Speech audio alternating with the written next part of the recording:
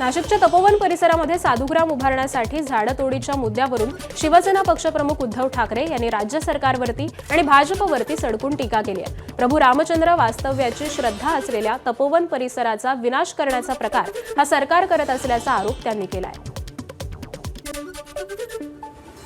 या तपोवनामध्ये जे काही साधुग्राम म्हणून करण्यात येणार आहे त्या साधुग्राम करण्याला आमचा विरोध नाही आहे, पण तपोवनात करण्यात येणार आहे त्याला मात्र आक्षेप आमचा आहे। याचं कारण ही झाडं कापली जाणार आहेत। मग प्रभू रामचंद्राच्या परस्पर्शाने पुनीत झालेली ही भूमी तुम्ही तिकडे आता साधुग्रामसाठी ही झाडं कापणार, तिकडे साधूंची व्यवस्था करणार, पण त्याच्यानंतर काय करणार हा महत्त्वाचा प्रश्न आहे। तर दरम्यान उद्धव ठाकरेंनी केलेल्या या टीकेला गिरीश महाजनांनी उत्तर दिलंय। आम्ही सुद्धा वृक्षप्रेमी आहोत। जी झाडं या 5-7 वर्षांमध्ये उगवलेली आहेत, रोपटी आहेत, त्यांनाच आम्ही हात लावणार आहोत आणि जे 7-8 वर्षातली प्लांटेशन आहेत ते आम्ही दुसरीकडे काढून लावणार आहोत, असं महाजन म्हणालेले आहेत। 4-5 जागा आम्ही शोधलेल्या आहेत।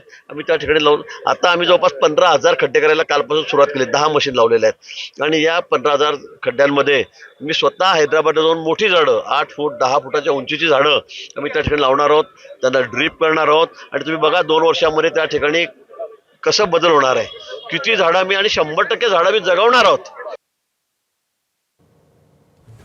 सिने अभिनेता सयाजी शिंदे आज नाशिकच्या तपोवनात जाऊन पाहणी करणार आहेत। तपोवनातील साधुग्रामच्या जागेवरील वृक्षतोडीला पर्यावरण प्रेमींनी जोरदार विरोध केलाय। त्या वृक्षांची सयाजी शिंदे पाहणी करणार आहेत। नाशिकच्या तपोवनातील साधुग्रामच्या जागेसाठी वृक्षतोडीचा वाद हा चिघळलाय, तर दुसरीकडे महापालिका प्रशासन नव्या वादात सापडलंय। साधुग्राम उभारण्याच्या ठिकाणी पीपीपी तत्वावरती प्रदर्शन केंद्र, बँक्वेट हॉल, रेस्टॉरंट उभारण्याचा घाट घातला जातोय। या संदर्भामध्ये 220 कोटींचं टेंडर हे पालिका प्रशासनानं काढण्याचा आणि 33 वर्षांसाठी ही जागा खासगी विकासकाला दिली जाणार असल्याचा गंभीर आरोप करण्यात आलाय। यामुळे गोंधळात आणखी भर पडली आहे। पर्यावरण प्रेमी हे आणखी आक्रमक झालेत। दर 12 वर्षांनी कुंभमेळा भरतो, त्यामुळे कुंभमेळा व्यतिरिक्त या जागेचा उपयोग व्हावा यासाठी MICS हब सुरू करण्याबाबत टेंडर हे काढण्यात आलंय। कुंभमेळा आधीच हे टेंडर काढण्यात आल्यामुळे महापालिकेच्या भूमिकेवरती प्रश्नचिन्ह उभं राहिलंय। मात्र या सेंटरमुळे महापालिकेसाठी उत्पन्नाचा नवा स्रोत सुरू होईल।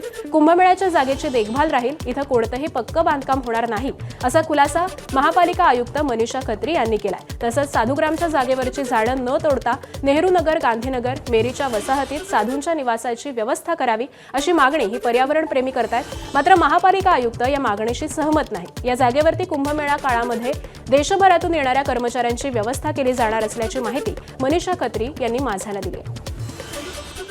त्यांच्याशी संवाद साधलाय आमचे प्रतिनिधी मुकुल कुलकर्णी यांनी।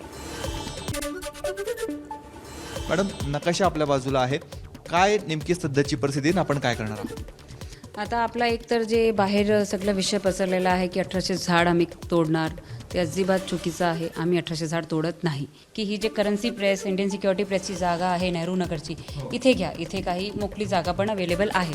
परंतु तुम्ही जर पाहिला तर हा Nashik road railway station, Nashik road हा आपला नाशिक पुणे हायवे, इथून आपला छत्रपती संभाजीनगर हायवे पण जातोय। तर ही जे जागा आहे ते आपण कशासाठी वापरणार? रेल्वेच्या एम्प्लॉईसाठी।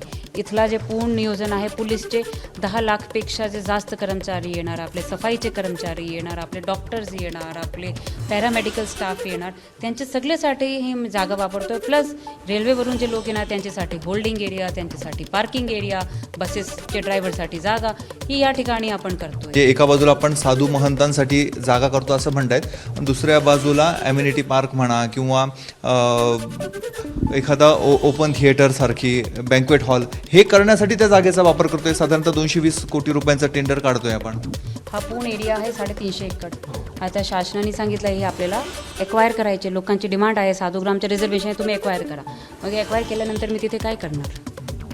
फक्त मोकळीच तर नाही ठेवू शकत, त्याच्या जागाचं संवर्धन करावं लागेल आम्हाला, तिथे त्याचा काहीतरी यूज करावा लागेल, त्याच्याकडून उत्पन्न घ्यावं लागेल महानगरपालिकेसाठी आणि ते जे उत्पन्न होईल त्याच्यात शहराचाच फायदा होईल।